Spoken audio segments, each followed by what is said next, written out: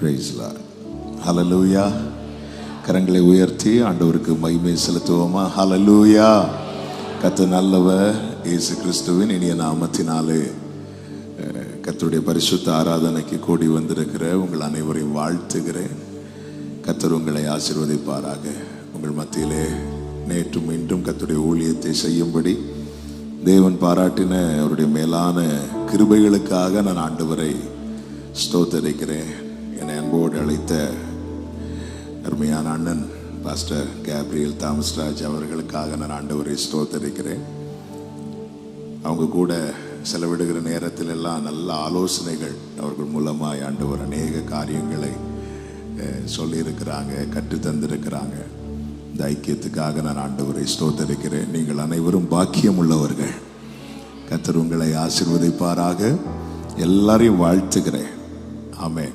ஞாயிற்றுக்கிழமை எங்கள் சர்ச்சில் எல்லாம் வெளியே போகிறது கொஞ்சம் கஷ்டம், ஆனால் இங்கே வர்றது ரொம்ப சந்தோஷம்.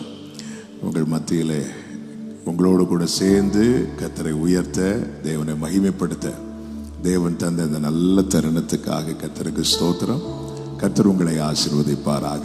இருக்கிற இடத்துல கண்களை மூடி கர்த்தர் நம்மோடு கூட பேசும்படியாக. என்னால் ஒன்றும் கூடாதென்று என்னை நான் தந்துவிட்டே, உம்மால் எல்லாம் கூடுமென்று உம்மை நான் நம்பியுள்ளே. என்னால் ஒன்றும் கூடாதென்று என்னை நான் உம்மால் எல்லாம் கூடுமென்று உம்மை நான் நம்பியுள்ளே. எல் ஷடாய் சர்வ வல்லவரே, எல்லாம் செய்பவரே,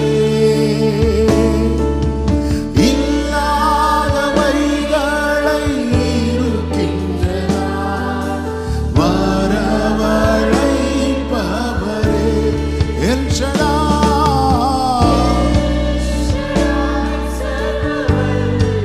எல்லாம் செய்பவரே, இல்லாதவைகளை இருக்கின்றனாய் வரவழைப்பவரே. கைகளை உயர்த்தி சொல்லுவோம். ஆபிரகாமுக்கு செய்தவர் எனக்கும் செய்ய வல்லவர். ஆபிரகாமுக்கு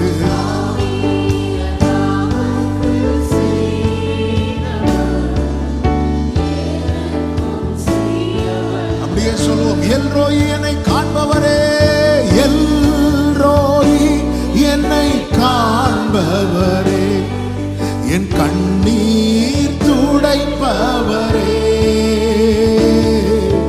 கருமுதலாய் என் மேல் கண் வைத்து நன்மைகள் செய்பவரே. எல்ரோயி நீர் எங்களை காண்கிற தேவனாண்டவரே, கருமுதலாய் என் மேல் கண் வைத்து நன்மைகள் செய்பவரே, ஆகாரின் கண்ணீரை மாற்றினவர் என் கண்ணீர் மாற்றிடுவார்.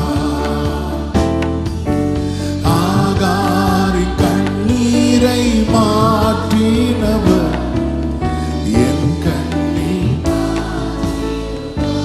என்னால் ஒன்றும் கூடாதென்று, என்னால் ஒன்றும் என்னை தந்துவிட்டேன்.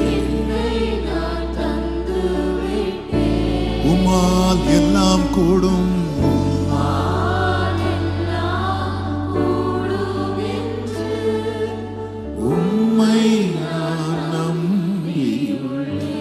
தாழ்த்துகிறோம். தொடர்ந்து எங்க கூட பேசுங்கப்பா. மீட்பு நாமத்தில் பிதாவே, ஆமென். கைகளை உயர்த்தி ஹல்லேலூயா. 27வது சங்கீதம், 27வது சங்கீதத்தின் 8, 9 வசனங்கள் எல்லாரும் சேர்ந்து வாசிக்க போகிறோம். சங்கீதம் 27, 8, 9 வசனங்கள். என் முகத்தை தேடுங்கள் என்று சொன்னீரே, உம்முடைய முகத்தையே தேடுவேன் கர்த்தாவே என்று என் இருதயம் உம்மிடத்தில் சொல்லிட்டு, உமது முகத்தை எனக்கு மறையாதையும், நீர் கோபத்துடன் உமது அடியேனை விலக்கி போடாதையும். நீரே எனக்கு சகாயர், என் ரட்சிப்பின் தேவனே, என்னை நெகிழ விடாமலும் என்னை கைவிடாமலும் இரும். ஹல்லேலூயா. இந்த நாளிலே பேசும்படி பரிசுத்த ஆவியானவர் சிந்தையிலே கொண்டு வந்த 2 வார்த்தைகள். ஒன்று, உமது முகத்தை எனக்கு மறையாதையும். இன்னொரு வார்த்தை, உமது முகத்தை எனக்கு காண்பித்தரணும். நீங்க என்ன பார்க்காம விட்டுறாதீங்க ஆண்டவரே, நானும் உங்களை பார்க்கும்படிக்கு எனக்கு உதவி செய்யுங்கப்பா. தாவீது ஆண்டவரை பார்த்து கேட்கிறார், உமது முகத்தை எனக்கு மறையாதையும். ஒரு தேவ பிள்ளை புரிந்து கொள்ள வேண்டும், அவர் பார்வையில தான் நம்ம வாழ்ந்து கொண்டிருக்கிறோம். லேவியர்களை கொண்டு கர்த்தர் பிளஸ் பண்ணும்போது எப்படி பிளஸ் பண்ண சொல்வார் தெரியுமா? கர்த்தர் தம்முடைய முகத்தை உன்மேல் பிரகாசிக்க பண்ணி கிருபையா இருக்க கடவர் என்று கர்த்தர் உன்னை பார்க்கிறார். எசேக்கியேல் 16வது அதிகாரம் 6வது வசனத்திலே இப்படி சொல்லப்பட்டிருக்கிறது, நான் உன் அருகே கடந்து போகும்போது மிதிக்கப்படுவதற்கு ஏதுவாய் நீ உன் இரத்தத்தில் கிடக்கிறதை கண்டு, உன் இரத்தத்தில் கிடக்கிற உன்னை பார்த்து பிழைத்திரு என்றேன். ஆம், உன் இரத்தத்தில் கிடக்கிற உன்னை பார்த்து பிழைத்திரு என்றேன். அவர் பார்த்ததுனாலதான் நாம் உயிர் பிழைத்திருக்கிறோம். எத்தனை பேர் இந்த காலை வேளையில சொல்ல முடியும், அவருடைய கண்களில் கிடைத்த கிருபைதான் இன்றும் நான் நிர்மூலமாகாமல் இருக்கிறேன். ஹல்லேலூயா. அவர் பார்த்ததுனால உயிர் பிழைத்தே, உதவி பெற்றே, உயிருள்ளவரை துதிப்பே. உயிர் பிழைத்தே, உதவி பெற்றேன், உயிருள்ளவரை துதிப்பேன். தாவீதை எல்லாரும் மறந்த போதிலும் தாவீது ஆண்டவர்கிட்ட கேட்கிறது, நீங்க உங்க முகத்தை எனக்கு மறைச்சிடாதீங்க.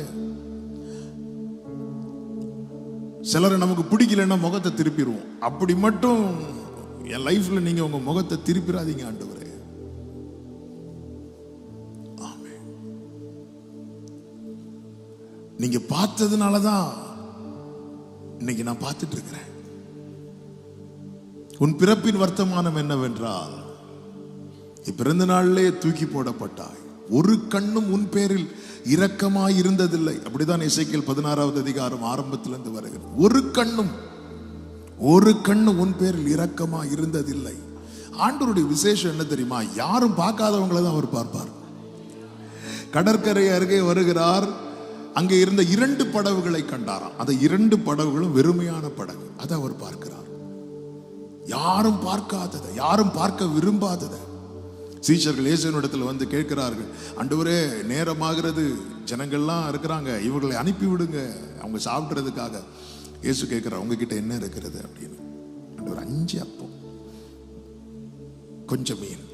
அந்த கொஞ்சத்தை அவர் விரும்பி பார்க்கிறார். அவருடைய பார்வை பட்டதுனாலதான், அவர் பார்த்ததுனால நாம் பிழைத்துக் கொண்டோம். அதே எசேக்கியேல் 16:8 சொல்லப்பட்டிருக்கிறது, நான் உன் அருகே கடந்து போன போது உன்னை பார்த்தேன். இதோ உன் காலம் பருவ காலமா இருக்கிறது. என்னை பார்க்கும் போது மேலோட்டமா பார்க்க மாட்டார், என்னுடைய மொத்த டீட்டெயில் அவருக்கு தெரியும். அப்பொழுது என் வஸ்திரத்தை உன்மேல் விரித்து உன் நிர்வாணத்தை மூடி உனக்கு ஆணையிட்டு கொடுத்து உன்னோடு உடன்படிக்கை பண்ணினேன் என்று கர்த்தராகிய ஆண்டவர் சொல்லுகிறார். இவ்விதமாய் நீ என்னுடையவளானாய். நீ என்ன பார்த்ததினால் அல்ல, நான் உன்னை பார்த்ததினால் நீ என்னுடையவளானாய். தூக்கி எறியப்பட்ட என்னை வேண்டும் என்று சொல்லி சேர்த்து கொண்ட. ருசித்தவங்க மட்டும் கைகளை உயர்த்தி இந்த வார்த்தையை சொல்லி பாடுங்க.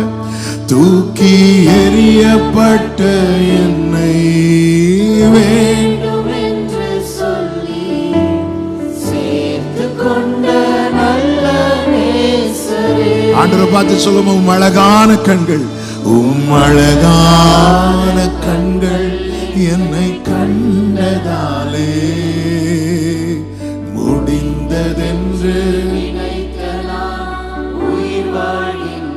ஆமென். உங்க அழகான கண்கள் என்னை கண்டதாலே முடிந்ததென்று அவர் பார்த்ததால் நாம் பிழைத்துக் கொண்டோம். அவர் பார்த்ததால் நம்முடைய குறைவெல்லாம் நிறைவாக்கப்பட்டு கொண்டே இருக்கிறது. பார்த்து பார்த்து செய்கிறார். தேசம் எங்கும் பஞ்சம் இருக்கும் போது கேரித் அந்த ஆற்று தண்ணீர் கொஞ்சம் கொஞ்சமாய் வற்றி கொண்டே இருக்கிறது. ஆமென். கர்த்தர் எங்க பார்க்கிறார் தெரியுமா? சாரிபாத்ல இருக்கிற அந்த விதவின் வீட்டில் இருக்கிற எண்ணெய் இருக்கிற பாத்திரத்தை பார்க்கிறார். ஆமென். இன்னும் ஒரு நாளுக்கு இருக்கு, அல்லது இன்னும் கொஞ்ச நாளைக்கு இருக்கிறது, சில வேளைகளுக்கு இருக்கிறது. கர்த்தர் எலியாவை அனுப்புறார். ஆண்டவருடைய நடத்துதெல்லாம் ரொம்ப விசேஷமானது. அவர் பார்க்கிறார். சீஷர்கள் தண்டு வலிக்கிறதில் வருத்தப்படுகிறதை கண்டு என்று பைபிள்ல இருக்கிறது. அவங்க எங்க இருக்கிறாங்கன்னு பார்க்கிறார். இப்போ எந்த சிச்சுவேஷன்ல இருக்கிறாங்கன்னு பார்க்கிறார். அவங்க அதை எப்படி ஹேண்டில் பண்றாங்கன்னு பார்க்கிறார். எல்லாவற்றையும் பார்க்கிறார். நம்முடைய உட்காருதல் அவருக்கு தெரியும், நம்ம எழுந்திருத்தல் அவருக்கு தெரியும், நம்ம நடக்கிறது, நாம படுக்கிறது, நாம நினைக்கிறது எல்லாமே அவர் பார்க்கிறார். எல்லாவற்றையும் அவர் அறிந்திருக்கிறார். அவரை பார்த்துதான் தாவீது கேட்கிறார், உங்க முகத்தை எனக்கு மறைச்சிடாதீங்க. கர்த்தர் முகத்தை மறைத்தால் என்ன ஆகும்? 104வது சங்கீதம் 29வது வசனத்தில் இப்படி சொல்லப்பட்டிருக்கிறது, நீர் உமது முகத்தை மறைக்க திகைக்கும், நீர் கொடுக்க வாங்கிக் கொள்ளும், நீர் உமது கையை திறக்க உம்முடைய நன்மையால் திருப்தி ஆகும். ஆனா நீங்க மட்டும் முகத்தை மறைச்சிட்டீங்கன்னா திகைக்கும். பயம். ஆண்டவர் முகத்தை மறைச்சிட்டார்னா நம்மை திகில் சூழ்ந்து கொள்ளும், பயம் சூழ்ந்து கொள்ளும். ஆமென். ஏசாயா 54:7 சொல்லப்பட்டிருக்கிறது, இமைப்பொழுது உன்னை கைவிட்டேன். அதுக்கு கீழே சொல்லப்பட்டிருக்கிறது, அற்ப காலம் உண்ட கோபத்தினால் இமைப்பொழுது என் முகத்தை உனக்கு மறைத்தேன் என்று. அந்த இமைப்பொழுது அவர் கொஞ்சம் கண்ணை மூடினதுனால என்ன உண்டாச்சு? நீங்க அந்த அதிகாரம் படிக்கும் போது தெரியும். சிறுமைப்பட்டவளே, பெருங்காற்றில் அடிப்பட்டவளே, தேற்றரவட்டவளே, கைவிடப்பட்டு மனம் நொந்து இருக்கிறவளே, இப்படிதான் சொல்லப்பட்டிருக்கும். அந்த இமைப்பொழுது முகத்தை மறைச்சதுனால வந்த விளைவுகள். ஆண்டவர் கொஞ்சம் கண் அசந்தா போதும் நம்ம லைஃபை தூக்குறதுக்கு சாத்தான் ரெடியா இருக்கிறான். ஆண்டவர் முகத்தை மறைத்தால் பயம் சூழ்ந்து கொள்ளும். ஆண்டவர் முகத்தை மறைத்தால் நஷ்டங்களும் இழப்புகளும் நமக்கு நேரிடும். இதெல்லாம் அறிந்துதான் தாவீது சொல்லுகிறார், ஆண்டவர் முகத்தை மறைச்சிடாதீங்க, முகத்தை மறைச்சிடாதீங்க. வேதனை உண்டாக்கும் வழி என்னிடத்தில் உண்டோ என்று பார்த்து என்னை நித்திய வழியிலே நடத்துங்க. நீங்க முகத்தை மறைக்கிறது மாதிரி நான் இருந்துடக்கூடாது. ஆமென்.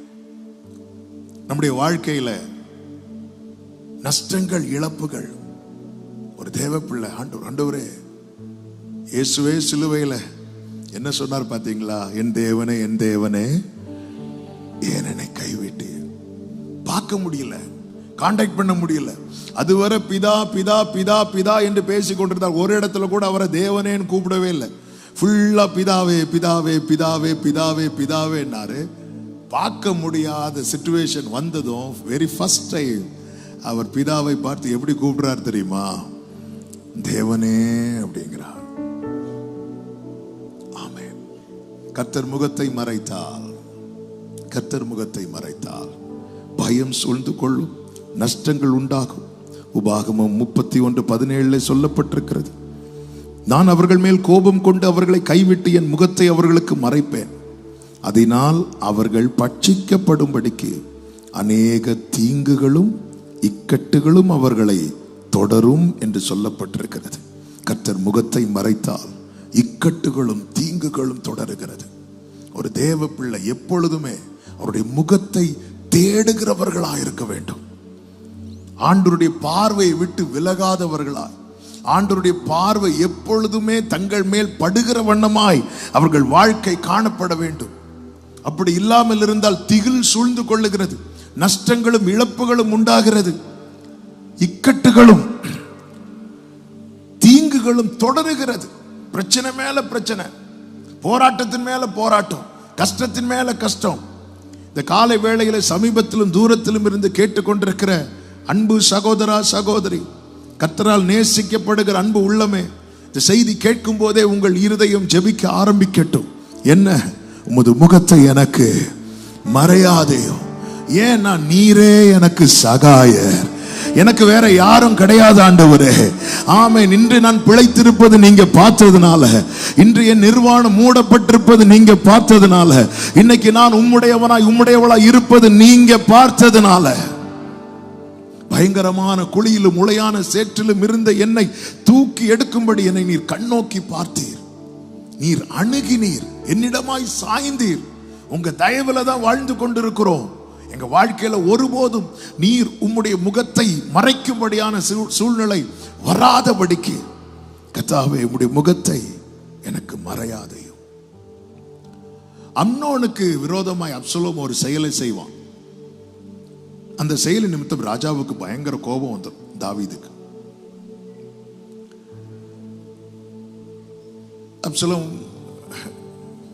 சமூகத்தை விட்டு தூரம் போய் திரும்ப வருவான். என்ன இருந்தாலும் மகன் அல்லவா. திரும்ப வந்ததும் ராஜா ஒரு வார்த்தை சொல்லுவார் யோவாப்ட. என்ன சொல்லுவார் அப்படின்னா, 2 சாமுவேல் 14வது அதிகாரம் அதனுடைய 24வது வசனத்துல ராஜா சொல்லுகிறார், அவன் என் முகத்தை பார்க்க வேண்டியதில்லை, தன் வீட்டுக்கு திரும்பி போகட்டும். அப்படியே அப்சலோம் ராஜாவின் முகத்தை பார்க்காமல் தன் வீட்டுக்கு திரும்பி போனான் என்று சொல்லப்பட்டிருக்கிறது. ஏன் அப்படின்னா, ராஜாவுக்கு அவனை பார்க்க பிடிக்கல. அவன் இருக்கட்டும், ஆனா பார்க்க வேண்டாம். நீங்க இந்த வசனத்தை கவனிச்சீங்கன்னா தெரியும். இந்த வசனம் சொல்லப்பட்டு வெரி நெக்ஸ்ட் வேர்ஸ் அப்சலோமை குறித்து என்ன சொல்லப்பட்டிருக்கும் தெரியுமா? இஸ்ரவேலர் அனைவருக்குள்ளும் அப்சலோமை போல சௌந்தரியம் உள்ளவனும் மெச்சிக்கொள்ளப்பட்டவனும் இல்லை. உள்ளங்கால் தொடங்கி உச்சந்தலை மட்டும் அவனில் ஒரு பழுதும். அப்சலோமை பத்தி இதுக்கு முன்னாடியே சொல்லப்பட்டு வருகிறது. அங்க எல்லாம் எழுதாம ஆண்டவர் ஏன் இங்க எழுத வச்சிருக்கிறார் தெரியுமா? நீ எவ்வளவு சௌந்தரியம் உள்ளவனா இருந்தாலும் ராஜா பார்க்க விரும்பலைன்னா உன் சௌந்தரியத்தால ஒரு பிரயோஜனம் இல்லை. நீ எவ்வளவுதான் மெச்சிக்கொள்ளப்பட்டவளாய் இருந்தாலும் அவர் பார்க்க விரும்பலைன்னா, ஆமென், ஹல்லேலூயா. ஆண்டவரே, நான் ஒயிட் அண்ட் ஒயிட் போட்டுட்டு வந்திருக்கிறேன் அப்படி சொல்லும் போது, ஆண்டவர் இல்லடா எனக்கு உன்னை பார்க்க பிடிக்கல அப்படி சொன்னா, ஆண்டவரே நான் நெடுமுழங்காலே நின்று பல மணி நேரம் ஜெபிக்கிறேன், இல்ல இல்ல எனக்கு உன்னை பார்க்க பிடிக்கல. ஆண்டவர் ஊர்ல கேட்டு பாருங்க, ஆண்டவர் என்னை பத்தி தான் மெச்சி கொண்டுட்டு இருக்கிறாங்க, இல்ல எனக்கு உன்னை பார்க்க பிடிக்கல. இந்த அப்சலோம் மெச்சி கொள்ளப்பட்டவன், ஆனா ஓட்டம் பாதியில முடிகிறது. ஆமென். காலையில ஆண்டவர் சமூகத்தில் வந்திருக்கிறோமே, எத்தனை பேர் ஆண்டவர் விரும்பி பார்க்கிறார்? நம்ம என்ன நினைக்கிறோம்? அப்சலோமை போல சௌந்தரியம் உள்ளவன் இல்ல, இருக்கட்டும், ராஜா பார்க்க விரும்பலையே. ஹல்லேலூயா. ஆண்டவர் நீங்க என்ன பார்த்தா போதும் ஆண்டவரே. இன்னொருவனை வேதம் சொல்லுகிறது, அவன் பெயர் தான் மேவிபோசேத். இந்த மேவிபோசேத்துடைய லைஃபை நீங்க பாத்தீங்கன்னா 5 வயசு இருக்கும்போது நல்லா தான் பிறந்து நல்லா தான் வளர்ந்துட்டு இருந்த 5 வயசு இருக்கும்போது யுத்தம் நடக்கிறது. அவனை கேர் பண்ற ஒரு ஸ்திரீ என்ன பண்றாங்க அப்படின்னா, அவனை தூக்கிட்டு ஓடும்போது கையிலேருந்து கீழே விழுந்து 2 காலுமே அவுட்டு. கால் இல்லைன்னா ரொம்ப கஷ்டம். பிறந்ததுலேருந்தே கால் இல்லைன்னா அட்ஜஸ்ட் பண்ணிடலாம். ஆனால் ஒரு குறை இல்லாமல் ஒரு அவசரப்பட்டு செய்த ஒரு செயல்னால 2 காலுமே அவுட். அவன் வளர ஆரம்பிக்கிறான். இப்ப அடுத்து இடி விழுறது போல இன்னொரு காரியம் நடக்கிறது. என்னவென்றால் ராஜா ஒரு பிரமாணத்தை போடுறார். என்ன பிரமாணம்னா, முடவனும் சப்பானியும் எருசலேமுக்குள்ள வரக்கூடாது. எல்லாமே எதிராக இருக்கிறது, எல்லாமே அகைன்ஸ்டா இருக்கு. ஆனாலும் மேவிபோசேத் சூசைட் பண்ணல. ஆமென். வாழ்வதற்கு எந்த ஒரு ஹோப்புமே இல்லாதவன் வெயிட் பண்ணிட்டு இருக்கிறான். ஒரு நாளில் தாவீது கேட்கிறார், யோனத்தான் நிமித்தம் தயவு பாராட்டத்தக்கவன் யாராவது இருக்கிறாங்களா? அப்படி கேட்கும்போது சீபா வரான். வந்து மேவிபோசேத்தை எப்படி அறிமுகப்படுத்துகிறான் தெரியுமா? அவன் பெயரை கூட சொல்லவில்லை, ராஜகுமாரன் என்று மென்ஷன் பண்ணவில்லை. யோனத்தானுக்கு ஒரு மகன் இருக்கிறான். அவன் யார் தெரியுமா? அவன் 2 காலும் முடவனாயிருக்கிறான். ஆமென். நம்முடைய குறை வெளியே தெரிய ஆரம்பிச்சுட்டுன்னா உலகம் நம்மை குறைய வைத்துதான் அடையாளம் படுத்தும் நம்மை. அப்பொழுது ராஜா சொல்லுகிறார், அவனை இங்க கொண்டு வாங்க அப்படின்னு. மேவிபோசேத்தை இப்பொழுது சுமந்து கொண்டு வரப்படுகிறான். ராஜ சமூகத்தில் கொண்டு வந்து நிறுத்தப்பட்ட போது வேதம் சொல்லுகிறது, ராஜா அவனை பார்த்தாராம். உலகம் ஃபுல்லா, ஊர் ஃபுல்லா அப்சலோமை மெச்சி கொண்டிருக்கிறார்கள். ராஜா அவனை பார்க்கவில்லை. ஆனா இந்த மேவிபோசேத் எந்த அளவுக்கு ஒதுக்க முடியுமோ ஒதுக்குறாங்க. ஆனா வேதம் சொல்லுகிறது, ராஜா அவனை பார்த்தார். மேவிபோசேத் கேட்கிறான், செத்த நாயை போல் இருக்கிற என்னை நீர் நோக்கி பார்ப்பதற்கு நான் ஏமாத்திரம். பிரியமான கர்த்தருடைய பிள்ளைகளே, ஆமை அப்சலோமை போல எல்லாத்திலையும் பெஸ்டா இருந்தும் ராஜா நம்மை பார்க்கவில்லை என்றால் எல்லாம் இருந்தும் என்ன பிரயோஜனம்? ஆமென். அப்சலோம் லைஃப், மேவிபோசேத் லைஃப், 2 பேருடைய லைஃப்ல சக்சஸ் யார் மேல எழுதுவாங்க தெரியுமா? மேவிபோசேத் மேல எழுதுவாங்க. ஏன் தெரியுமா? மேவிபோசேத்தினுடைய ஃபியூச்சர், அவன் இழந்தது எல்லாமே அவனுக்கு திரும்ப கிடைத்தது. அவன் ராஜ சமூகத்தில் நித்தம் அப்பம் புசிக்கிறவனாய் அவன் மேன்மைப்படுத்தப்படுகிறான், உயர்த்தப்படுகிறான். இதுக்கெல்லாம் காரணம் என்ன அப்படின்னா, ராஜா தம்முடைய முகத்தை அவனுக்கு மறைக்கவில்லை. அப்சலோமுடைய முடிவை பாருங்க, எப்படி வாழ வேண்டியவன். ஆனால் பரிதாபமாய் வழியிலே பாதியிலே அவனுடைய முடிவு. ரீசன் என்ன அப்படின்னா, ராஜா முகத்தை மறைச்சிட்டார். நம்ம லைஃப்ல எல்லாம் இருந்தும் அவர் நம்மளை பார்க்கலன்னா, அவருடைய முகத்தின் ஒளியை நம்ம மேல பிரகாசிப்பிக்க பண்ணலைன்னா, எல்லாம் இருந்தும் இன்னைக்கு மனிதன் ஒவ்வொரு காரியத்தை தேடி அதிகாலமே ஓடிக்கொண்டிருக்கிறான். ஒரு தேவப்பிள்ளை புரிந்து கொள்ள வேண்டும், உம் கிருபை இல்லை என்றால் நான் இல்லை. உம் கிருபை இல்லை என்றால் நான் இல்லை. உங்க கிருபை இல்லைன்னா நான் இல்லை. இளையகுமாரன் நினைத்தா அப்பா சொத்து இருந்தா வாழ்ந்துடலாம் அப்படின்னு. அப்பா என்ன பண்ணார்னா, 2 பேருக்குமே சொத்தை பிரிச்சு கொடுக்கிறார். 2 பேருக்குமே பிரிச்சு கொடுக்கிறார். கேட்டது இளையகுமாரன், ஆனா கொடுத்தது 2 பேருக்கும். இளையகுமாரன் கிடைச்சதெல்லாம் வாங்கிட்டு அப்பா விட்டு தூரம் போயிட்டான். அவன் நினைச்சிட்டான் இது இருந்தா வாழ்ந்துடலாம் அப்படின்னு. ஆனா மூத்த குமாரன் பாருங்க, மூத்த குமாரன் அப்படி போயிருக்கலாம், மூத்த குமாரன் அப்படி போகல. மூத்த குமாரன் நினைக்கிறான், அப்பா பிரசன்ஸ்ல இருந்தா மட்டும்தான் என்னால வாழ முடியும். மூத்த குமாரன் தகப்பனோடு கூடவே இருக்கிறான்.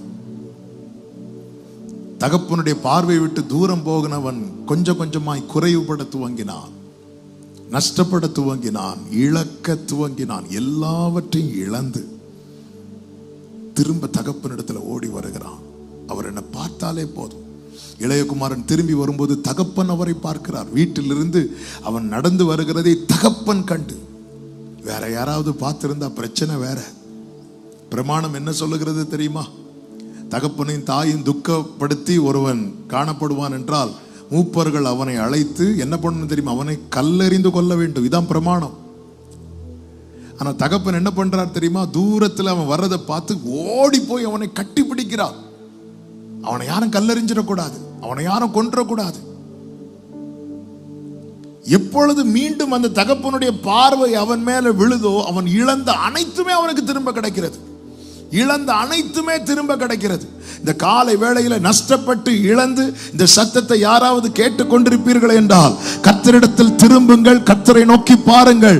அவருடைய முகத்தின் ஒளியை உங்க மேல பிரகாசிக்க பண்ணும் போது இழந்த அனைத்துமே உங்களுக்கு திரும்ப கிடைக்கும். ஆமென் சொல்லுங்க பார்க்கலாம். ஹல்லேலூயா. கர்த்தர் நம்மை பார்த்தால் என்ன உண்டாகும் பாருங்க. யோபு வாழ்க்கையில உண்டான சோதனை நமக்கு தெரியும். ஒவ்வொன்றையாய் அழிக்க சத்துருவானவன் என்னெல்லாம் முயற்சி எடுத்தான் தெரியுமா? சபேரை அனுப்புறான், கல்தையரை அனுப்புறான். அதன் பிறகு யோபுவின் வாழ்க்கையில் அக்கினி விழுந்தது, பெருங்காற்று அடிக்கிறது, எல்லா சைடிலுமே டேமேஜ், எல்லாமே இழக்கிறான். வெல்த் அவுட்டு, ஹெல்த் அவுட்டு, எல்லாமே அவுட்டு. சாத்தான் பெருமூச்சு விட்டுருப்பான். பாடா ஒருத்தன் கதைய முடிச்சாச்சு. சிலருக்கு அதுல ஒரு சந்தோஷம், ஒருத்தங்க கதைய க்ளோஸ் பண்ணியாச்சு. இது எல்லாத்தையும், அதாவது ஒன்னு கட்டுறது எவ்வளவு டைம் எடுக்கும் தெரியுமா? இடிக்கிறது ரொம்ப ஈஸி. ஆமே, 50 வருஷமா காத்து வருகிற நல்ல பேரை ஒரே காரியத்தை வச்சு க்ளோஸ் பண்ணிடுவாங்க. செத்த ஈக்கள் பரிமள தைலம் முழுவதையும் நாரி போக பண்ணும். ஒன்றை நஷ்டப்படுத்துவதும் இடிப்பதும் அழிப்பதும் என்பது ரொம்ப ஈஸியான காரியம். அதை பிசாசானவன் செய்து முடித்து விடுகிறான். இனி இவனை வாழ வைக்கிறதே பெரிய விஷயம். யோபு சொல்றார், எனக்கு ஜீவனை தந்ததும் அல்லாமல் தயவையும் பாராட்டினீர், உம்முடைய பராமரிப்பு என் ஆவியை காப்பாற்றினது. அப்படி இருக்கும்போது அவர் பழைய லைஃபை நினைக்கிறார். எனக்கு அந்த முந்தின சீர் இப்பொழுது இருந்திருந்தால் நலமா இருக்குமே. ஆண்டவர் கேட்டுட்டே இருக்கிறார். பல நேரத்தில் நம்ம என்ன நினைக்கிறோம் தெரியுமா? இனி அவரால் பழையது போல நம்மளை நடத்த முடியாது, கொண்டு வர முடியாது நினைச்சிட்டு இருக்கிறோம். கர்த்தர் யோபுவுக்கு தாம் யார் என்பதை எல்லாவற்றையும் வெளிப்படுத்துகிறார். வெளிப்படுத்தி முடித்த பிறகு வேதம் அழகாய் சொல்லுகிறது. யோபுவின் புஸ்தகம் 42வது அதிகாரம் 9வது வசனத்துல கர்த்தர் யோபின் முகத்தை பார்த்தார். கைகளை உயர்த்தி ஆமென் சொல்லுங்க பார்க்கலாம். நீங்க அடுத்த வசனங்களை பார்த்துட்டே இருங்க. அவனுக்கு இழந்த எல்லாமே எப்படி கிடைச்சது? சிறையிருப்பு மாறுது, இழந்த எல்லாம் ரெண்டத்தனையாய் கிடைக்கிறது. அவனுடைய முன்னிலைமையை பார்க்கிலும் பின்னிலைமை ஆசீர்வாதமாய் இருக்கிறது. ஹல்லேலூயா, ஆமென். இவ்வளவு கஷ்டப்பட்டு யோபுவின் வாழ்க்கையில் இருந்த எல்லாவற்றையும் பிசாசானவன் நஷ்டப்படுத்தின போது அதை எல்லாவற்றையும் கர்த்தர் திரும்ப கொடுக்க ஆண்டவர் என்ன செய்தார் தெரியுமா? யோபுவின் முகத்தை அப்படி பார்த்தார். அவ்வளவுதான். ஆமென். எனக்கு ரொம்ப ஆச்சரியமான காரியம். 1வது அதிகாரத்தில் கர்த்தர் உண்டு, யோபு உண்டு, சாத்தானும் உண்டு. 2வது அதிகாரத்தில் கர்த்தர் உண்டு, யோபு உண்டு, சாத்தானும் உண்டு. நான் 42வது அதிகாரத்தில் கர்த்தர் உண்டு, யோபு உண்டு, ஒருத்தனை காணல. ஆமே, ஹல்லேலூயா. போராட்டங்கள், நெருக்கங்கள் தேவ பிள்ளைங்க வாழ்க்கையில வரும். ஆனா அது நிலையானது கிடையாது. ஒரு நாள் வரும், அன்று உன்னோடு போராடினவர்களை நீ தேடியும் காணாதிருக்கும்படிக்கு கர்த்தர் கிரியை செய்வார். எல்லாவற்றையும் ஆண்டவரை நீங்க பார்த்தாலே போதும். ஆண்டவரே, இதை நம்பணும். அவருடைய கண்களில் கிடைக்கிற தயவு என்பது அது விலையேற பெற்றது. எனவேதான் தேவ பிள்ளைகள் எதுல கவனமா இருக்கணும் அப்படின்னா, ஆண்டவரை நான் கோபப்படுத்திடக்கூடாது, தேவனை கோபப்படுத்திடக்கூடாது. ஆண்டவர் ஒருத்தங்க மேல நமக்கு கோபம் வந்துன்னா நம்ம முதல்ல என்ன செய்வோம் தெரியுமா? அவங்கள பார்க்க விரும்ப மாட்டோம். என்ன சிஸ்டர், அந்த ஃபங்க்ஷனுக்கு நீங்க வரல? இல்ல, அவங்களையும் கூப்பிட்டுருக்காங்க. யாரையும், இவங்களுக்கு யாரையோ பிடிக்கல, அவங்களையும் கூப்பிட்டுருக்கிறாங்க. சிலர் பாருங்க, அவங்களுக்கு பிடிக்காதவங்க சர்ச்சுக்கு வர்றதுனாலே அவங்க சர்ச்சுக்கு வர மாட்டாங்க. நான் உங்களை சொல்ல காமனா சொல்லிட்டு இருக்கிறேன்.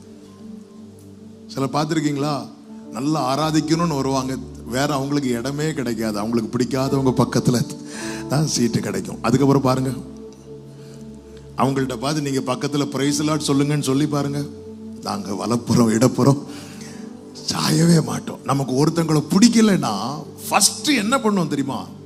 அவங்க ஃபேஸை விட்டு நம்ம பார்க்க விரும்ப மாட்டோம்.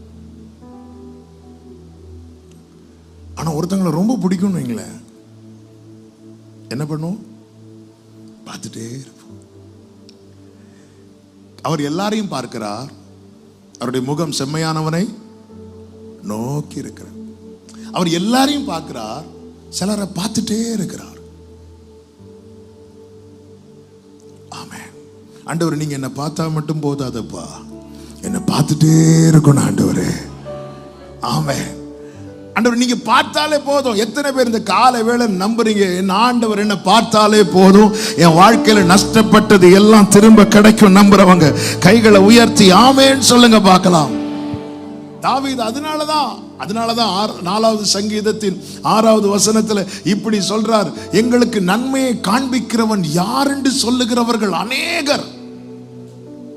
கர்த்தாவே, உம்முடைய முகத்தின் ஒளியை எங்கள் மேல ஆண்டவர் ஒரு வாட்டி பார்த்துருங்க. ஆண்டவர் எல்லாரும் கேட்கிறாங்க, என்னவன் காத்திருக்கிறான் ஃபுல்லா காத்திரு. ஆண்டவர் எல்லாரும் கேட்கிறாங்க, ஆமா யார் உனக்கு ஹெல்ப் பண்ணுவா? யார் உனக்கு நன்மை காண்பிப்பா? அப்பா காட்டுவாரா? வாய்ப்பே இல்லை. வீட்டில் ஒரு பெரிய ஃபங்க்ஷன் நடக்கும் போது இவனை இன்வைட் பண்ணவே இல்லை. ஹல்லேலூயா. நம்ம வீட்டில் ஒரு பெரிய ஃபங்க்ஷன் நடக்குதுன்னா ஒரு நபர் இல்லைன்னா கூட நமக்கு ரொம்ப சங்கடமா இருக்கும். ஒரு வாட்டி டிசம்பர் டைம்ல எங்க அண்ணன் ஃபேமிலி, என் தம்பி ஃபேமிலி வீட்டுக்கு வராங்க. தங்கச்சி அமெரிக்காவில் இருக்கிற, அவளுக்கு வர முடியல. அப்போ அந்த நாங்கள் எல்லாரும் சேர்ந்து ஃபேமிலி ஃபோட்டோ எடுக்கும்போது எங்கள் அம்மா மட்டும் உம்முன்னு இருக்கிறாங்க. அம்மா ஸ்மைல் பண்ணுங்க அம்மா, ஏன் அப்படி இருக்கிறீங்க? ஒன்றும் இல்லை. ஏன்னா அவங்களுக்கு யாரை மிஸ் பண்ணுறாங்கன்னா, ஐயோ அவன் இல்லையே, தங்கச்சியை மிஸ் பண்ணுறாங்க. பாருங்க, இந்த ஃபங்க்ஷன் தாவீது வீட்டில் நடக்குது. 7 சகோதரர்கள் இருக்கிறாங்க. ஒருத்தராவது அப்பா அதனால தம்பி இல்லாதது ரொம்ப வருத்தம் இல்லை அப்பா ஃபீல் பண்ணாங்களா? ஒருத்தர் ஃபீல் பண்ணல. மூப்பர்கள்லாம் வராங்க, யாராவது கேட்டாங்களா? இதுதான் தாவீது சொல்லுகிறார், செத்தவனை போல எல்லாராலும் முழுவதும் மறக்கப்பட்டேன், ஆகாதவன் என்று தள்ளப்பட்டே, செத்தவனை போல் நான் மறக்கப்பட்டேன், ஆகாதவன் என்று தள்ளப்பட்டே, செத்தவனை போல் நான் மறக்கப்பட்டேன், உடைந்த பாத்திரத்தை போல் நானேன், ஆனாலும் உம்மை நம்பியுள்ளேன், உடைந்த பாத்திரத்தை போல் நானேன், ஆனாலும் உம்மை நம்பியுள்ளேன், நானோ கர்த்தாவே உம்மை நம்பியுள்ளேன், நீரே என் தேவன் என்று சொன்னேன், அநேகர் சொல்லும் அவதூரை கேட்டேன், ஆனாலும் உம்மை நம்பியுள்ள. தாவீது இங்க வரலன்னு யாருமே ஃபீல் பண்ணல. சாமுவேலும் பாருங்க, வந்ததும் உங்க எல்லா பிள்ளையும் கூட்டிட்டு வாங்க, இவ்வளவு பேர் தான் உங்க பிள்ளைகள், அப்படி கேட்டா கூட ஓகே. வந்ததுமே எலியாவை பார்த்ததும் இவன் தான் என்ன கேட்டிருக்கணும்? எலியாவை பார்த்ததும் ஆண்டவரே இவன் ஆண்டவரே அப்படி கேட்டிருக்கணும். இல்ல, இவன் தான். அதுவரை சாமுவேல் மூலமாய் வெளிப்பட்ட வார்த்தைகள் எதுவுமே தரையில விழ கர்த்தர் விடவே இல்லை. ஃபர்ஸ்ட் டைம் சாமுவேலுடைய வார்த்தை தரையில விழுது தாவீதுக்காக. இவனாக்கும் அப்படி சொல்லிட்டு தைல கொம்பை எடுத்து இப்படி ஊட்டலான்னு போகும்போது கையை பிடிச்சிட்டார். என்ன ஆண்டவரை ஊத்த முடியல, கையை திருப்பவே முடியல. ஆண்டவரே, ஏய் நான் வேறொருத்தனை பார்த்துட்டு இருக்கிறேன். சகோதரர்கள் பாருங்க, தாவீது சொல்லுகிறார், என்ன வேற்று மனுஷனா பாக்குறாங்க, யாருக்கு பிள்ளையோவா பாக்குறாங்க. சில நேரத்தில் டவுட்டா இருக்கும், அம்மா நான் இந்த வீட்டில் தான் பிறந்தேனா, டவுட்டா இருக்கும். என்ன யாரோன்னு பாக்குறாங்க. மூத்தவனுக்கு தெரியும் தாவீது சிங்கத்தை கொன்றது, கரடியை கொன்றது. அதனாலதான் வந்து சொல்றார், உன் அகங்காரத்தையும் எனக்கு தெரியும், உன் துணிவு, நீ ஃபைட் பண்ண போவேன்னு எனக்கு தெரியும். இந்த எலியாவை பொறுத்த வரைக்கும் நம்ம தோத்தாலும் பரவாயில்ல, தாவீது மூலமா ஜெயிச்சிடவே கூடாது. கோலியாத்து திட்டுனா கூட பரவாயில்ல. எலியா போய் சொல்லியிருக்கலாம்ல சவுல்ட்ட, என் தம்பி வந்து இருக்கிறான், அவன் சிங்கத்து கூட எல்லாம் ஃபைட் பண்ணி இருக்கிறான். இல்ல, ரெக்கமெண்டேஷன் யாருமே கிடையாது. தாவீதுனுடைய டைம் வர்றது வரைக்கும் தாவீதுக்கு போஸ்டரை தாவீதே தான் அடிச்சு ஓட்டிட்டு இருந்தார். நான் சிங்கத்தை கொண்டேன், கரடியை கொண்டேன். என்ன தாவீதே போஸ்டரோட போறீங்க, என்ன விஷயம்? இல்ல, கன்வென்ஷன். யார் ஸ்பீக்கர்? நான் தான். அவரே ஓட்டிட்டு இருந்தார். ஆனா டைம் வந்துச்சு பாருங்க, இப்ப தாவீது அமைதி ஆயிட்டார். இப்ப எல்லாரும் பாட ஆரம்பிச்சுட்டாங்க, சவுல் கொன்றது 1000, தாவீது கொன்றது 10,000. இதுதான் கர்த்தருடைய விசேஷம். அதனாலதான் கேட்கிறாங்க, என்னப்பா நீ அபிஷேகம் கிடைச்சுன்னு சொல்ற, அழைச்சாருன்னு சொல்ற, கர்த்தருடைய கிருபை இருக்குன்னு, என்ன உனக்கு நன்மையை காண்பிக்கிறவன் யார்? உங்க அப்பா சப்போர்ட் பண்ண மாட்டார், உன் பிரதர்ஸும் கூட சப்போர்ட்டிவா இல்லை, இவ்வளவே இருந்தும் உனக்கு துணையா யாருமே இல்லை. ஆனா வெளியேந்து பார்க்கும்போது அவங்களுக்கு அப்பா இருக்கிறாங்க, அவங்களுக்கு சகோதரர்கள் இருக்கிறாங்க, அவங்களுக்கு என்ன குறை? ஆனா தாவீது யாருமே இல்லையே. இப்போ தாவீது மேல பார்க்கிறார், ஆண்டவரே நிறைய பேர் இப்படி கேட்கிறாங்க, ஆண்டவரே உங்க முகத்தை என் மேல பிரகாசிக்கப்படும், நீங்க என்ன பார்த்துட்டா போதும் ஆண்டவரே. ஆமென். அவருடைய பார்வை, அவருடைய பார்வையிலே இருக்கணும். டெய்லி காலையில் எழும்புனதுமே, ஆண்டவரே உங்க பார்வையில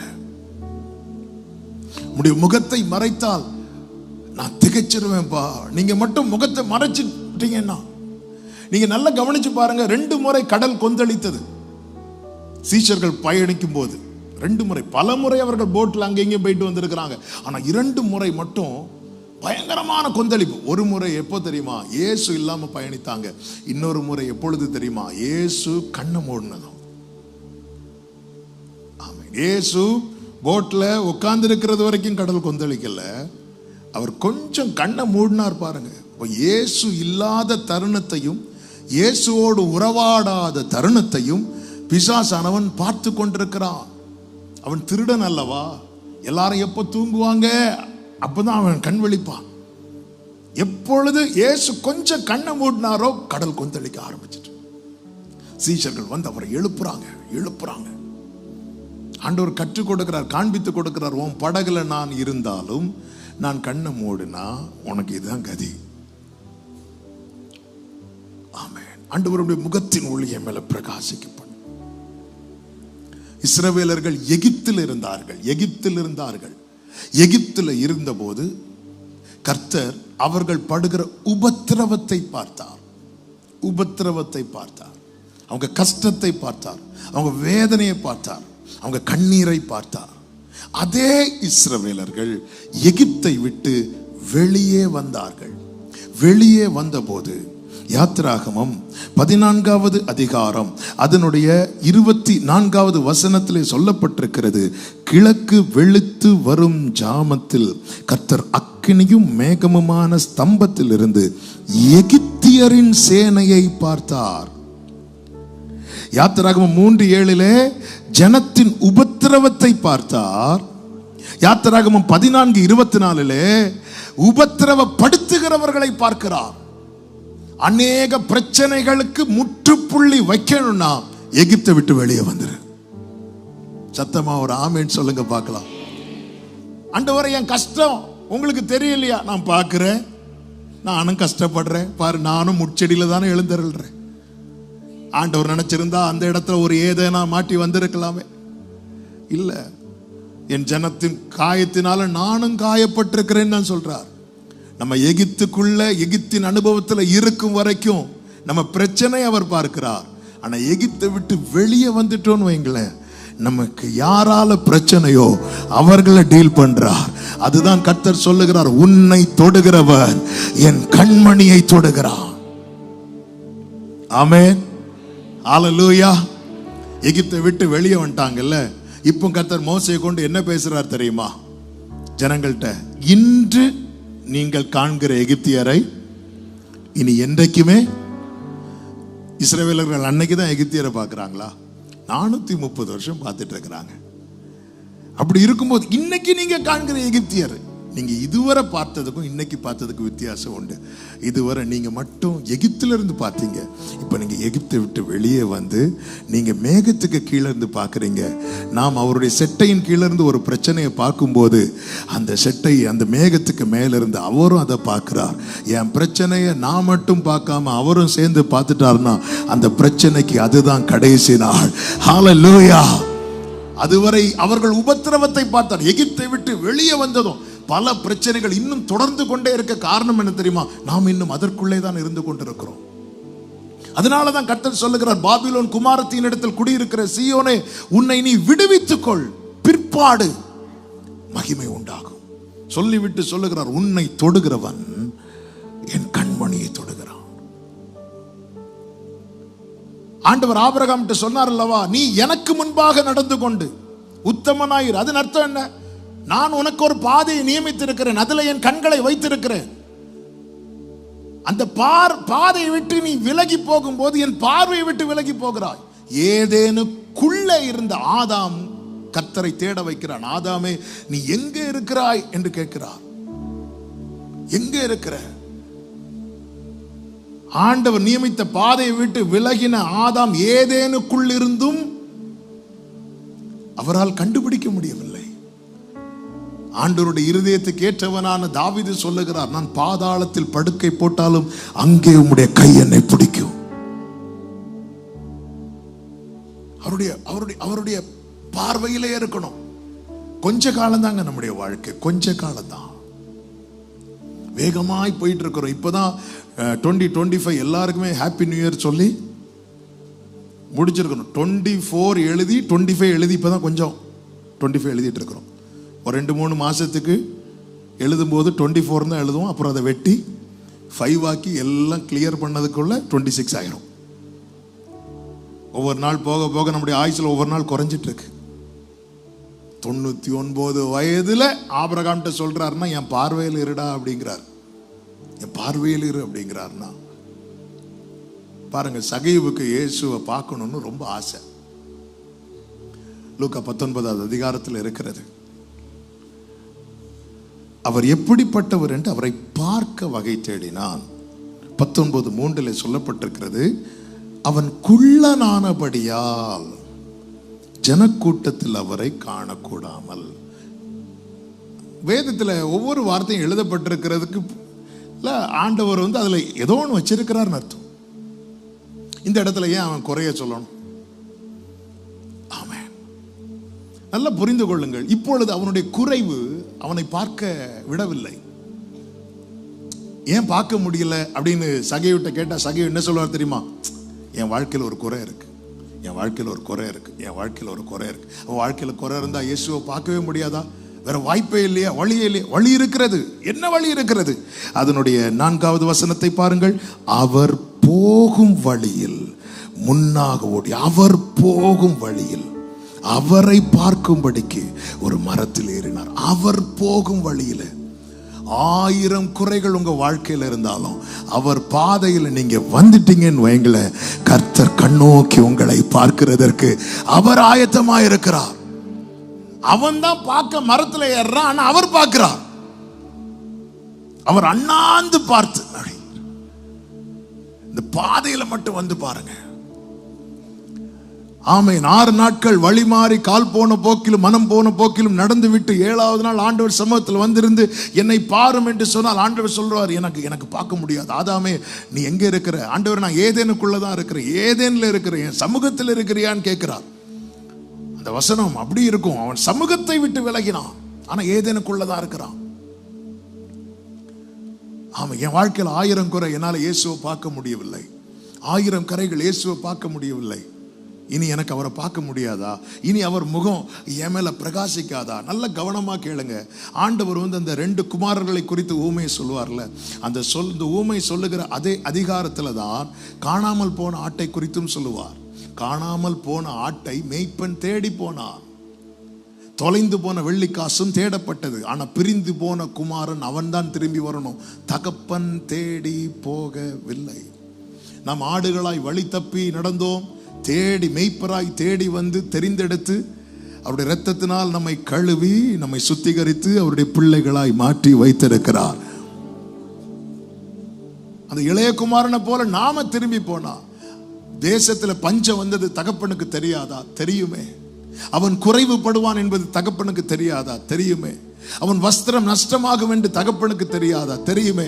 அவன் பாதரட்சை நஷ்டமாகும் என்று எல்லாமே தெரியும். தெரிஞ்சு அவர் ரெடி பண்ணி வச்சிருக்கிறார். வீட்டுல எல்லாமே ரெடி பண்ணி வைத்திருக்கிறார். ஆமென். எல்லாவற்றையும் ஹல்லேலூயா. ஓசியா 2 சொல்லப்பட்டிருக்கிறது அல்லவா, நான் நயங்காட்டிய அவளை வனாந்திரத்தில் அழைத்து கொண்டு வந்து அவளோடு பட்சமாய் பேசி அவ்விடத்திலிருந்து அவளுக்கு நான் அவளுடைய திராட்சை தோட்டங்களை கொடுப்பேன் என்று சொல்லுகிறார் அல்லவா. எல்லாமே தெரியும். ஆனா திரும்பி வரணும், அப்பா கிட்ட வரணும். சகையு பார்க்கிறான், அவர் போகிற வழியிலே அவரை பார்க்கும்படிக்கு. அந்த பாதையில வந்ததும் இயேசு பார்க்க ஆரம்பிச்சிட்டார். இயேசு பார்த்ததும் சகையுட்ட வேற ஏதாவது சொன்னாரா? சகைவே, வீட்டுல நிறைய ஒளிச்சு வச்சிருக்கிற நீ, இப்படி எதுவுமே சொல்லல. அவனை பார்த்து, இங்க பாரு, வா, இறங்கி வா, நான் வீட்டுல தங்க போறேன் அப்படின்னு. வீட்டுல தங்க போறேன்னு சொன்னதும் அவனுடைய பாஸ்ட் லைஃபை வச்சு ஜனங்க பேச ஆரம்பிச்சுட்டாங்க. இவன் பாவி, இவன் பாவி.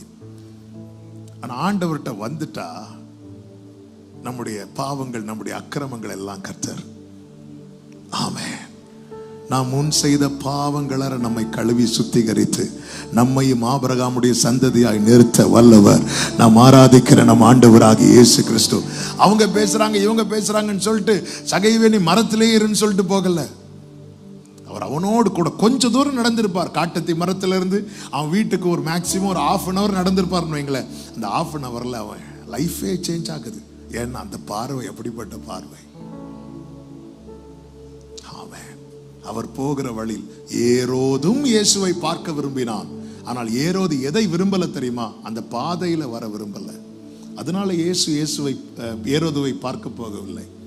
ஏரோது பார்க்கிறதுக்கு ஆட்கள் எல்லாம் அனுப்புறான், இயேசு போகவே இல்லை. ஏன்னா பாதையில வர விரும்பல. இன்னைக்கு எல்லாருக்கும் இயேசுவை பார்க்கணும், ஆனா இயேசுவின் பாதையில வர்றதுக்கு மனசு இல்லை. ஆமென்.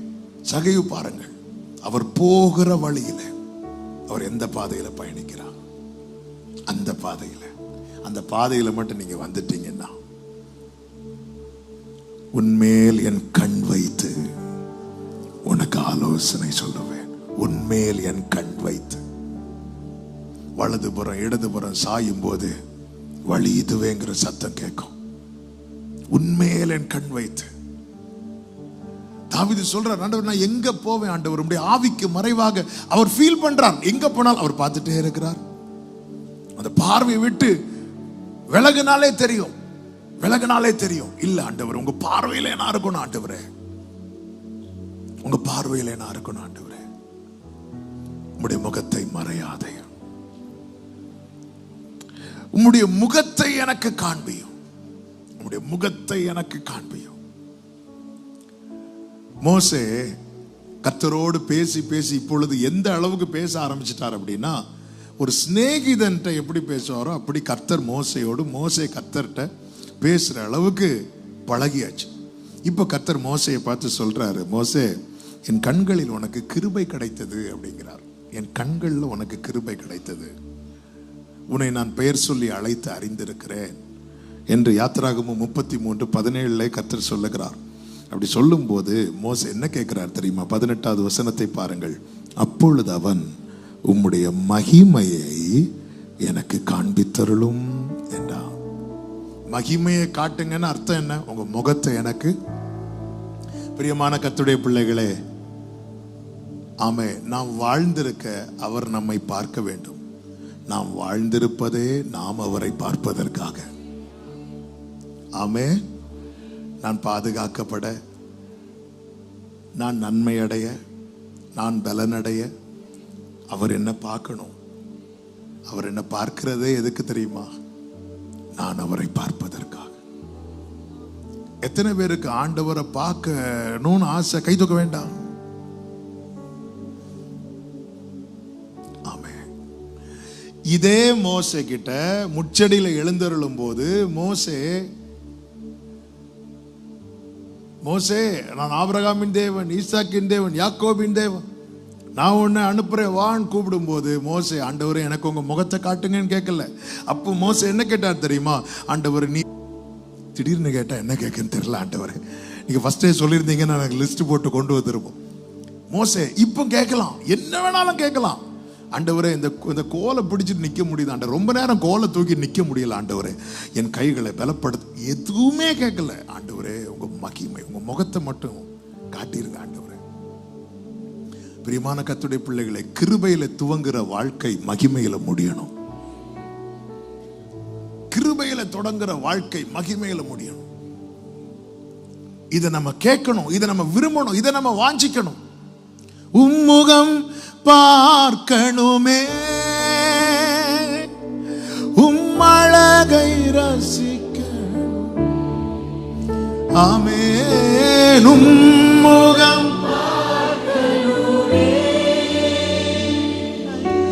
உம்மழகை ரசிக்கணுமே, உம்பாதம் glory.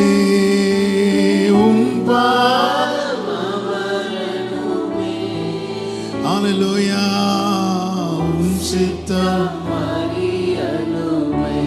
Amen.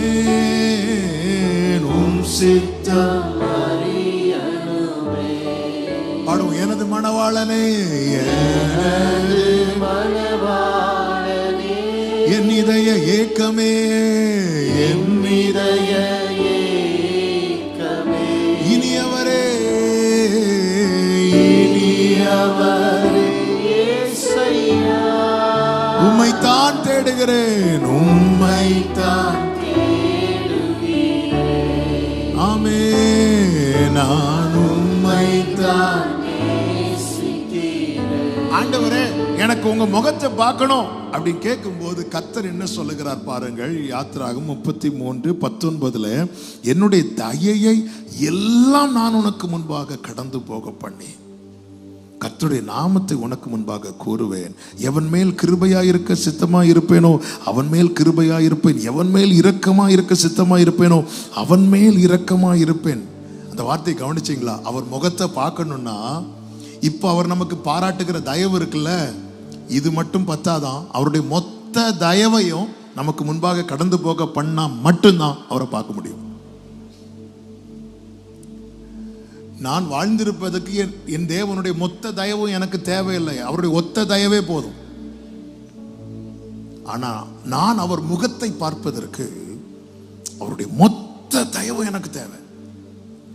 அவர் தயை பெருத்தவர் அல்லவா? ஆண்டவர்கிட்ட எவ்வளவு தயவு உண்டோ அவ்வளவு தயவையும் எனக்கு தந்தா மட்டும்தான் என்னால் அவரை பார்க்க முடியும். இந்த இடத்துல என் நீதி எல்லாம் குப்பைன்னு ஆயிட்டுல, இரவும் பகலும் 40 நாள் ஃபாஸ்டிங் இருந்தது, அதனால நீ பார்த்துடலாம் நினைக்காத. இதெல்லாம் உன் வாழ்க்கையில உன்னை உருவாக்குவதற்கு ஏதுவானது. அதே நேரத்தில் இதனால பார்த்துடலாம் நினைக்காத. அந்த பரிசேயன் வந்து ஜெபித்தானல, நான் வாரத்துக்கு 2 நாள் உபவாசிக்கிறேன், நான் தசம பாகம்லாம் கரெக்டா கொடுக்கிறேன், நான் அவங்கள போல இல்லைங்க. பாரு, நீ என்னை பார்க்கணும்னா என்னுடைய மொத்த தயவு, என் தயவை எல்லாம். எதுக்கு இந்த வார்த்தை ஆண்டவர் சொல்றாரு தெரியுமா? மகிமையை பார்க்கணும்னா நீ எந்த லைஃபை தான் விரும்பணும் தெரியுமா? டிபெண்டன்ட் லைஃபை தான் விரும்பணும், சார்ந்து இருக்கிற வாழ்க்கையை தான் விரும்பணும். என்னை அல்லாமல் உங்களால் ஒன்றும் செய்யக்கூடாது. எல்லா தயவையும், ஓ ஜீசஸ், ஆமென். என்னை உயர்த்துறதுக்கு ஆண்டவருடைய மொத்த தயவு தேவையில்லை, ஒத்த தயவு அப்படி பார்த்தாலே போதும். ஆனா நான் அவரை பார்க்கணும்னா அவர் இந்த தயவு பெருத்தவருங்க, அவருடைய எல்லா தயவையும். அதான் சொல்ல, எவன் மேல் நான் யார் பார்க்கணும்னு நினைக்கிறேனோ அவங்க தான் என்ன பார்க்க முடியும். சொல்லிவிட்டு அடுத்து சொல்றார், நீ என் முகத்தை காண மாட்டாய், ஒரு மனுஷன் என்னை கண்டு உயிரோடு இருக்க கூடாது. சொன்னதும் மோசே ஜெபத்தை மாத்தல, ஆபிரகாம் ஜெபத்தை மாத்தினார்ல. இஸ்மவேல் உமக்கு முன்பாக, இப்ப இதே இந்த இடத்துல நான் இருந்திருந்தேன், ஆண்டவரே உங்க மகிமையை பார்க்கணும், பார்த்தா அவுட்டு, அப்போ அட்லீஸ்ட் தூதனையாவது காட்டுங்க ஆண்டவரே. இங்க மோசே பாருங்க, உறுதியா இருக்கிறான். என்ன பார்த்தா ஒருவனும் உயிரோடு இருக்க முடியாது, பரவாயில்ல பார்த்துட்டு செத்து போயிரு, உறுதியா இருக்கிறான். நகோமி போங்க போங்கன்னு சொல்லும் போது ஓர்பாள் முத்தமிட்டு போகிறாள். ரூத்தோ விடம் உறுதி. அவ உறுதியா இருக்கிறதை கண்டு சில நேரத்தில் ஆண்டவர் பாப்பார், எனக்கு இது ரொம்ப தேவைன்னா, எது எனக்கு ரொம்ப தேவை அதுல நான் உறுதியா இருப்பேன், உறுதியா இருப்பேன். ஆண்டவர் சொல்ற, நீ என் முகத்தை பார்த்தா செத்துருவ மோசே. மோசே அப்படியே நிக்கிறார். வேற ஏதாவது உம்முகம் பார்க்கணுமே, அவ்வளவுதான், எனக்கு உங்களை பார்க்கணும். உறுதியா இருக்கிறான், வாஞ்சிக்கிறான், உறுதியா இருக்கிறான். அதுதானே தாவீது சொல்லுகிறார், இப்படியே உம்மை பார்க்க ஆசையா இருந்து.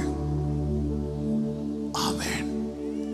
உறுதியா இருக்கிறான். அடுத்து பாருங்க, கிரயம் செலுத்துகிறான். கிரயம் செலுத்துகிறான். ஆண்டவர் சொல்லுகிறார் 34வது அதிகாரம் 1 முதல் நீங்க படிச்சீங்கன்னா தெரியும். நீ என்ன பண்ணணும் தெரியுமா? நீ உடைச்சு போட்டியே 2 கற்பலகை, அதே போல 2 கல்லுல 2 பலகைகளை செதுக்கி கொண்டு வா அப்படிங்கிறார். மோசையால கோலை பிடிச்சிட்டே நடக்க முடியல. இப்ப மலை மேல எதை தூக்கிட்டு போனோம்? நம்ம பைபிள் தூக்கிட்டு போறதுக்கு கொண்டு வந்து வச்சுட்டு இப்படி வச்சிட்டு இருக்கிறோம். மோசே 2 கல்லை கையில தூக்கிட்டு, சரி மோசே நினைச்சிருப்பார், சரி ஆரோனையும் ஊரையும் கூப்பிடலாம் நினைக்கும் போது கர்த்தர் சொல்லுவார், ஒருவனும் உன் கூட வரக்கூடாது. மோசே எஸ்ங்கிறார். உன் மலையை சுற்றி ஆடு மாடு மேயக்கூடாது. ஆண்டவர், அது நான் என்ன ஆண்டவர் பண்ண முடியும்? எஸ்ங்கிறார். என்ன பார்க்கிறது தான் உன்னுடைய முக்கியமான நோக்கம்னா நான் சொல்றதுக்கெல்லாம் நீ எஸ் சொல்லுவேங்கிறார். மோசே எதுக்குமே நான் சொல்லல. ஆனா இதே மோசே கிட்ட ஆரம்பத்துல பேசும்போது, மோசே உன்னை நான் அனுப்புறேன் ஆண்டவரே. இல்ல ஆண்டவரே, ஜனங்க என்ன நம்ப மாட்டாங்க ஆண்டவரே. நோ ஆண்டவரே. இல்ல மோசே, நான் உன் கூட இருப்பேன் மோசே. நோ ஆண்டவரே. உன் கோலை கீழே போடு. அது நோ ஆண்டவரே, வேண்டாம் ஆண்டவரே, நான் உன் வாயோடு இருப்பேன். நோ நோ நோன்னு சின்ன காரியத்து. ஆமே, அதாவது கர்த்தரே நின்று எல்லாத்தையும் செய்யறேன்னு சொன்னதுக்கு அப்புறமும் நோன்னு சொன்ன மோசே, இப்போ மோசே நீ மட்டும்தான் ஆயத்தமாகி இந்த மலையில காலையில வரணும், கற்பலைகளை எடுத்துட்டு வரணும், உன் கூட ஒருத்தரும் வரக்கூடாது, ஆடு மாடு ஒண்ணுமே மலையில மேயக்கூடாது. Yes yes yes yes yes. ஆமென். அவர்தான் நம்முடைய நோக்கமாயிருந்தால் இந்த வேதம் நமக்கு சுகம். இம்மைதான் நமக்கு நோக்கமாயிருந்தால் இந்த வேதம் நமக்கு நுகம். இது கடினமான உபதேசம்னு சொல்லி விலகி போறவங்களை யார் தெரியுமா? அப்பத்துக்காக வருகிறார்கள். ஆனா யார்கிட்ட போவோம்? ஆண்டவரே, நித்திய ஜீவ வசனங்கள் உம்மிடத்தில் உண்டு என்று நிற்கிறவர்களை பார்த்து இயேசு பேதுருவை பார்த்து, எனக்கு பின்னாக போ சாத்தானேனார். பேதுரு போனானா? போகல. அற்ப விசுவாசி என்னார். பேதுரு போனாரா? இல்ல, போக மாட்டான். ஏன்னா அவங்களுக்கு நோக்கமே யார் தெரியுமா? ஜீசஸ். இந்த மோசே கர்த்தர் சொன்னதுக்கெல்லாம் எஸ் சொல்றார். நம்ம லைஃப்ல அவரை பார்ப்பது தான் நம்முடைய நோக்கமா இருந்தா அதனுடைய அடையாளத்துல ஒன்று என்ன தெரியுமாங்க? ஆண்டவர் நம்ம கிட்ட பேசுற எல்லாத்துக்கும் நம்ம என்ன சொல்லுவோம் தெரியுமா? எஸ் சொல்லுவோம். எஸ் சொல்லுவோம். எஸ் சொல்லுவோம். ஆசை என்ன? கர்த்தர் என்ன சொன்னார்? நீ என் முதுக பாப்பேன்னு தானே சொன்னார். ஆனா எல்லாத்துக்கும் எஸ் சொல்லி வந்த மோசேக்கு தம்மையே வெளிப்படுத்தினார். அவருடைய முகத்தை பார்க்கிறான், அவரே பார்க்கிறான். கர்த்தரே சொல்லுகிறார், ஆரோன் மிரியாமை அழைத்து, இந்த மோசே யார் தெரியுமா? என் சாயலை காண்கிறான். அன்பு சபையே, அவர் நம்மை பார்ப்பதும் நாம் அவரை பார்ப்பதும், இதுதான் நம்முடைய வாழ்க்கை பூரணமாகிறது. அங்கதான் அவர் என்னை பார்க்கும் போது என் வாழ்க்கை ஆரம்பமாகிறது. நான் அவரை பார்க்கும் போது என் வாழ்க்கை பூரணமாகிறது. கர்த்தாவே, உம்முடைய முகத்தை எனக்கு மறையாதையும், உம்முடைய முகத்தை எனக்கு காண்பித்தருளும். எல்லாரும் எழுந்து நிற்கலாமா? எனது மணவாளனே, என் இதய ஏக்கமே, இனியவரே ஏசையா, உம்மை தான் தேடுகிறேன், நான் உம்மை தான் நேசிக்கிறேன். 2 கைகளை உயர்த்தி, உம்முகம் பார்க்கணுமே, உம்மழகை ஏக்கத்தோடு வாஞ்சையோடு,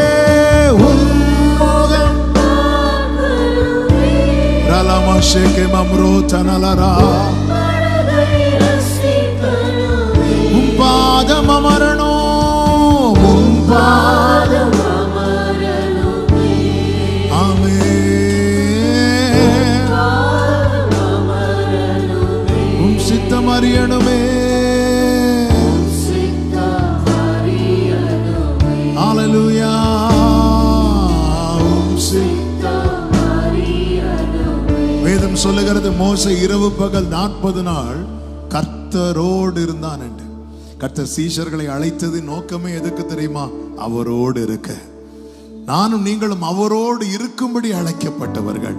வலது கரத்தை அப்படியே உயர்த்தி இடது கரத்தை இருதயத்தில் வைத்து இந்த 2 ஜெபத்தை மனதார செய்வோமா? ஆண்டவரே, நீங்க என்ன பார்க்கணும், நான் உங்களை பார்க்கணும். நீர் என்னை பார்க்கும்போது எனக்கு ஒரு துவக்கம் கிடைக்கிறதப்பா. நான் உம்மை பார்க்கிற நிலை அடையும் போது எனக்கு ஒரு நல்ல முடிவு கிடைக்கிறது. ஆமே, நீங்க என்ன பார்க்கிறதுனால என் வாழ்க்கை ஆரம்பமாகிறது. நான் உங்களை பார்க்கிறதுல தான் என் வாழ்க்கை பூரணமாகிறது. என்னை இந்த நல்ல அனுபவத்திலே நடத்துவீராக, என்னை இந்த நல்ல அனுபவத்திலே நடத்துவீராக, என்னை இந்த நல்ல அனுபவத்திலே நடத்துவீராக. ஆண்டவரே, உம்முடைய முகத்தை மறைக்கும்படியான எல்லா காரியங்களையும் என்னை விட்டு தூரப்படுத்துவீராக.